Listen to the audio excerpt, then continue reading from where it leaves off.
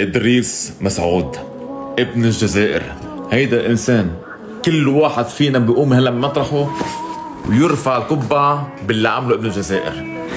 يرفع القبعة وما حدا يجي يقول كلمة انسحب قرار خاطئ، لا بالعكس، يلي عمله هيدا الجزائري يعتبر درس عظيم لكل واحد مشارك بالأولمبياد واللي خارج الأولمبياد عم يلعب ضد الصهاينة.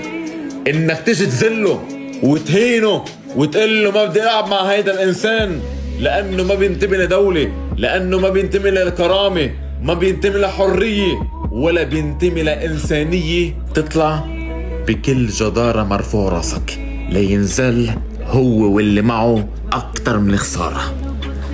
بينزلوا هن واللي معه اكتر من الخساره لما تخرج بهيدي الطريقه، لانك انت مش بعترف فيهم، انت زابلهم، انت محتكرهم. هيدي اكبر زل بتاريخهم، انك تطلع ما تشوفهم قدام عيونك. ابن الجزائر، نحن كنا بنعرفك انك حتجلده جلد، بس نحن هلأ شفنا الجلد على اصوله.